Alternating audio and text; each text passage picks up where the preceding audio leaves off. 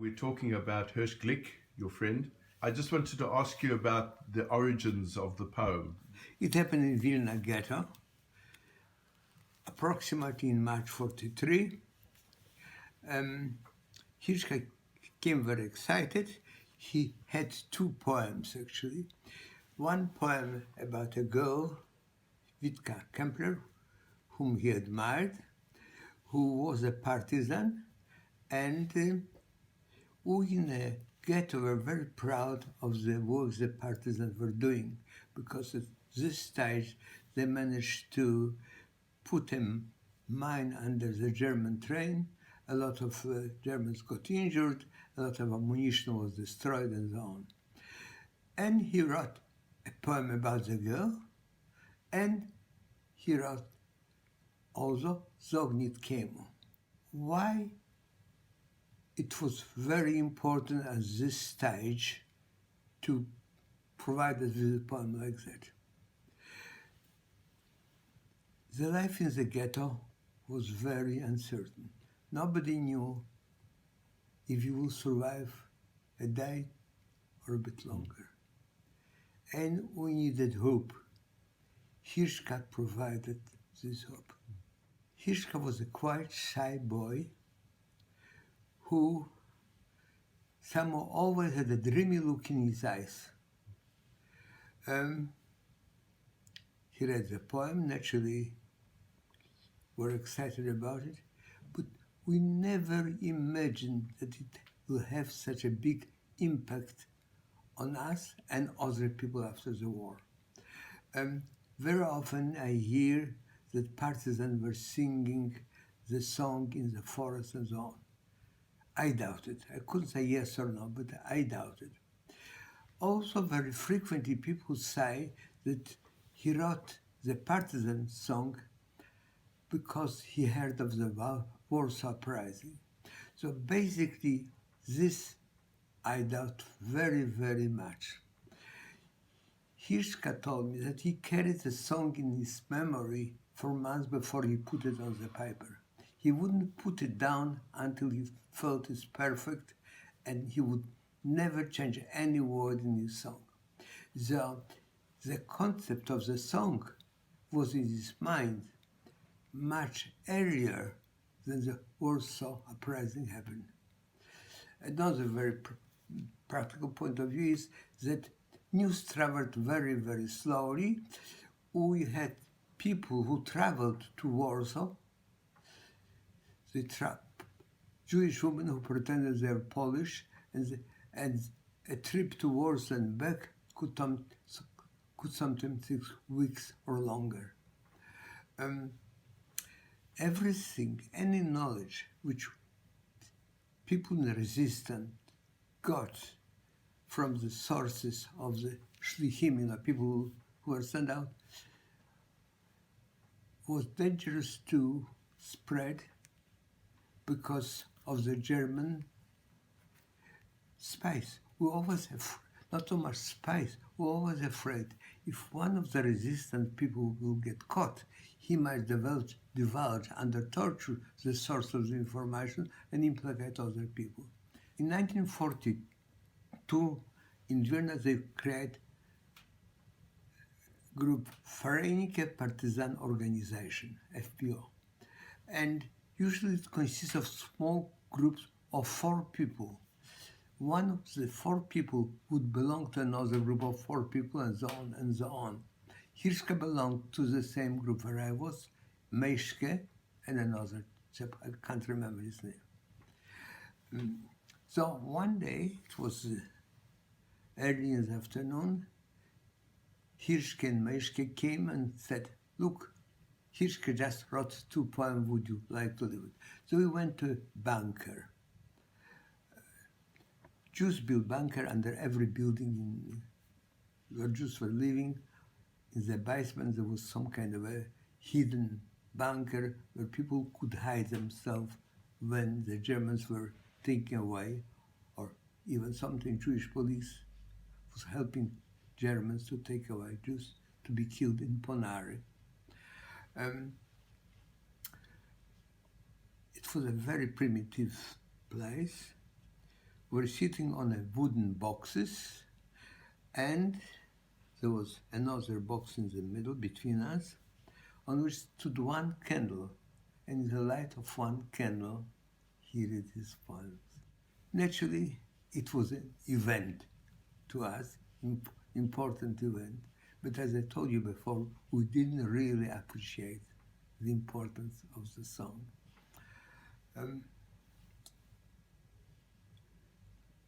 Hirsch's Yiddish was a special Yiddish.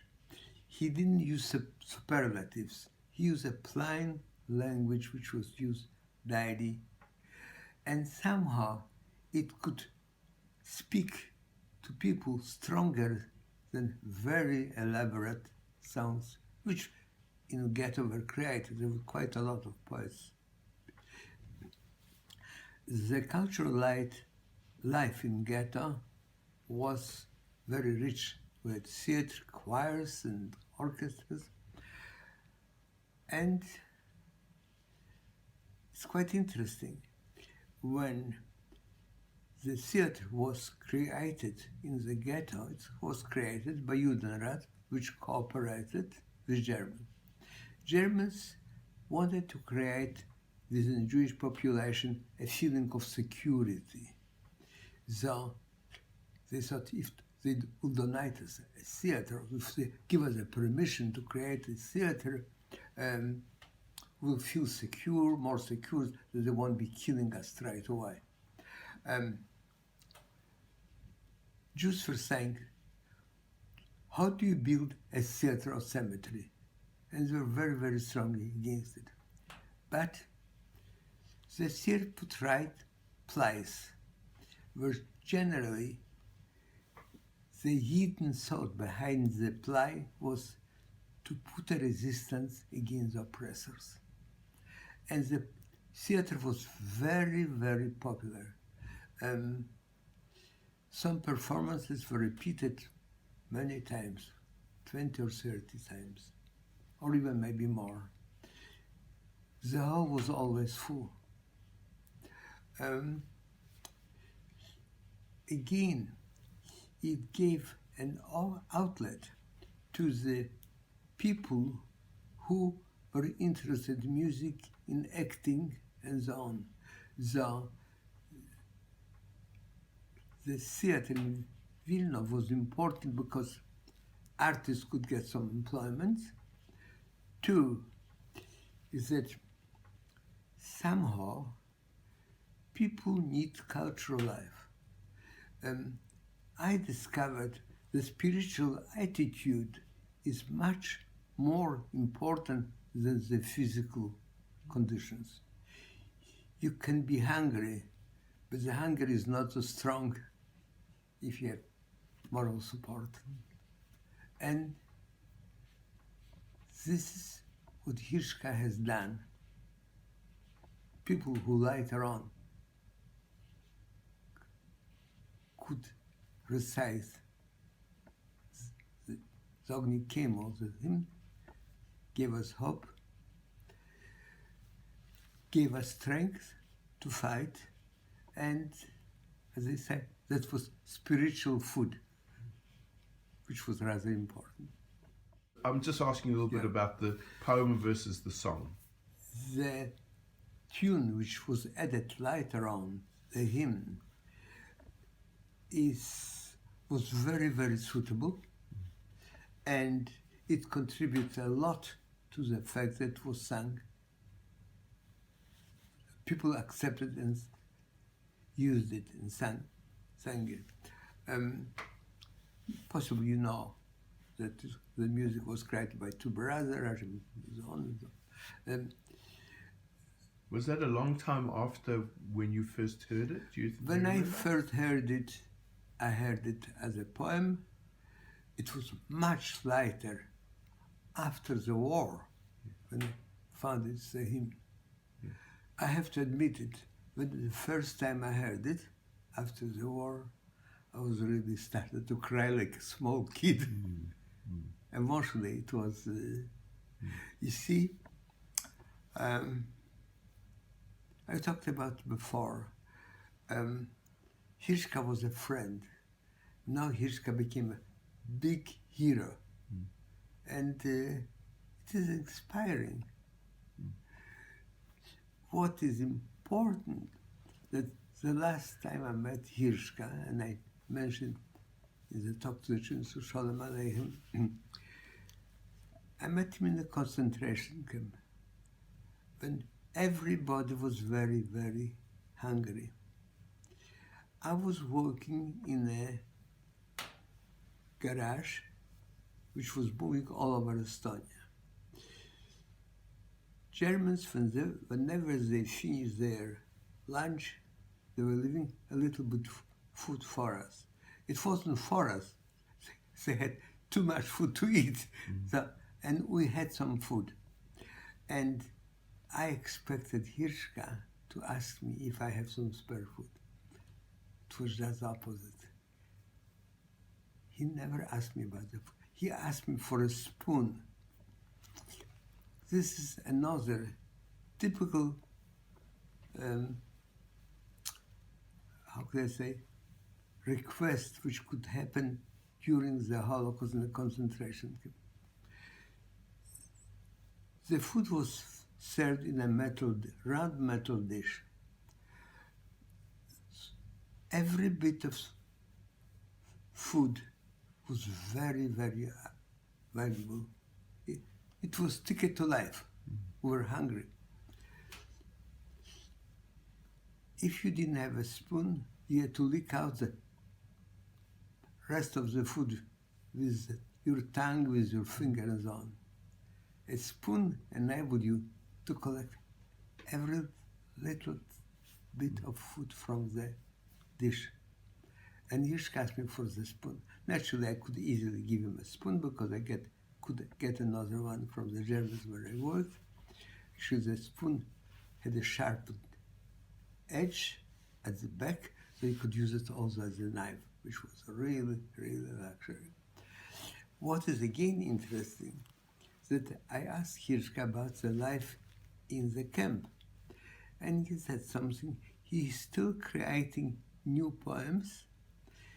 They respect him, and they try to help him. Respect him, try to help. It means that if there was a queue for food, he wasn't pushed out.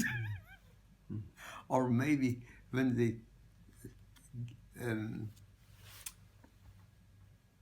giving the food with a big ladle, they would give him something from the bottom.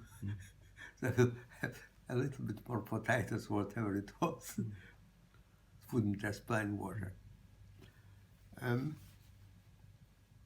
I think I mentioned to you that I had the privilege of interviewing a fellow who was in the same camp as Hirschka, and he described in detail how they escaped from the concentration camp, how the German guards saw them escaping, and one of his brothers, it was the name of the fellow was Samuel Drapkin. He had three brothers. The younger brother saw Hirschka being shot by Estonian guards.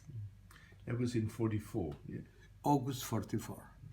In Estonia? In Estonia, in the camp, if you want all the details, I can tell you, the people were coming back in the afternoon from the work. Suddenly they noticed some upheaval in the camp. The camp commandant, the German camp commandant, was drunk. And they felt that there's something unusual happening there. They were afraid that it might be something dangerous. They might want to liquidate the camp or so on. So they were passing a toilet. They jumped into the toilet. From the toilet window, they could reach the wires surrounding the camp, barbed wire. They cut and climbed under the wire. There was a ditch of water. They jumped from the ditch and started to run. The Estonian guys guards saw them and started to shoot. There was about 40 people who tried to escape. Majority were killed. So his body was never found as such. His body was never Yes. found. It would be few hundred yards from the camp. Do you know whether his death was registered with Yad Vashem? Is that No. Actually, unfortunately, this was a comparatively small event and it wasn't recorded. If the only record which we got is the record of the testimony of Samuel Drabkin. I feel it's important to correct the perceptions that he was killed by the Germans or something like that. No, we have drawings and details, drawings which Drabkin made and which confirms the story that how he got killed while escaping from the camp. By being a Holocaust survivor who valued freedom very much, I could understand that other people who fought for the freedom could adopt the song, translate into their language, and sing it as almost their national hymn.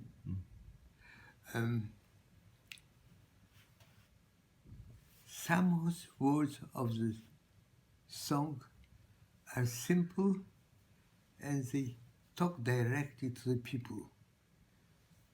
People could feel that in similar way.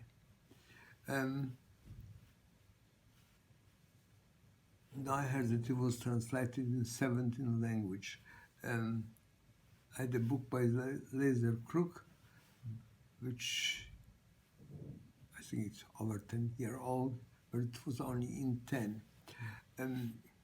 Why is it important for the song to be popular? First thing, that it's a song of hope, a song which teaches people that freedom is one of the most important things, and somehow it appeals to young people. When I talk to Shalom Aleichem children, even before I finished talking to them, spontaneously they started to sing. At Jewish function here, whenever the song is sung, it's usually by young people, and it's sung with so much feeling, so much understanding that appeals to the whole audience. It's one of the highlights of all our commemoration here in Melbourne. And from the material I saw from you, from Ellie, I could see it happened not only in Melbourne, but all over the world. And the more often it will happen, the better it is for humanity. I work in Jewish Holocaust Center. We got Australian people from different backgrounds, multicultural society. By teaching the young people to be more tolerant, we're teaching them about brotherhood of the nations. Jews are a small segment of the whole world population. By teaching people being more human, we can improve the world even in a very, very small way. And it is important to teach other people about freedom.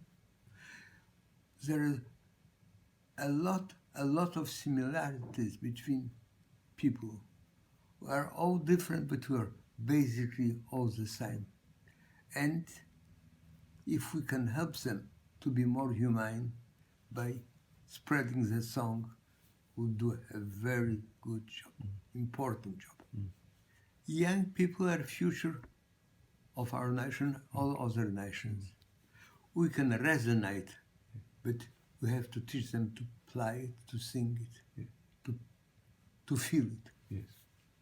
And of course, to understand it. That's how I got involved in this project, is I a know. school in South But Africa. that's why I admire you. I admire the work you're doing, which you're doing extremely well. Okay. Extremely well. And every time I hear it, I also get a tear in my eye, like you say. Okay. So you know what? It's good to cry together. Yes? Lovely. Yiddish children should sing it in Yiddish. Yes. Latvian children in Latvian. Yes. Lithuanian. Basically here, I interview people about their experiences during the war. These people were persecuted because they were Jews. And they perceive the Jewishness slightly different of people who didn't have the same experience. By passing the story, we're teaching them about the Holocaust. But the lesson of the Holocaust is not only what happened, how people suffered. It also teaches us how people react to certain things. For instance, I learned how important is the psychological support. And Hirschkalklik song, Sag mit Kämel, contains a lot of material which could positively influence people. People who are oppressed respond to it, but also people who didn't might be able to understand the suffering of the people who are oppressed. This is basically a song of people who are oppressed, who are fighting for freedom. And freedom became a sacred word for many people in many nations. Unfortunately, our history is full of injustice, and we hope in the future we have more justice, more truth, and more freedom. As a commemoration, when the song is performed, it speaks directly to the people who never experienced the Holocaust or were such thing. It does convey them the meaning and value of the freedom. I didn't have the experience, I never asked anybody, but the only thing I could say that whenever it was sung, it was quiet in the hall. Sometimes people even automatically were repeating the words. People who never went through the Holocaust. So it does say something about it. So what would you say to Hirschklick now? The great work which he has done. He never expected to be so popular, but the results are tremendous. And we owe him a certain debt for creating the song and giving people a chance to have the spiritual uplifting which the song creates. The most important thing which teachers do in the school is not only they learn the subject, they form the new generation. And this song is another tool which could help them to a very great extent to create new positive generation.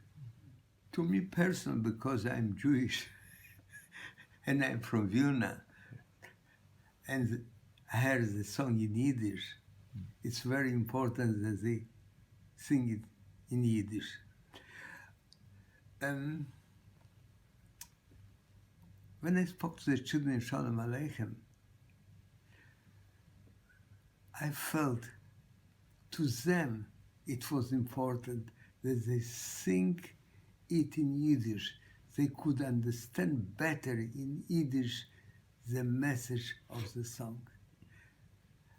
Translation doesn't matter how perfect it is, can never completely convey the essence of the song. Friday Maroki was an inspiration. Everything what happened, why the song got popular, due to Friedel Barocchi's effort. And I admire her work, admire her singing, and admire her as a person. She's an extremely good person. How did you get to Australia?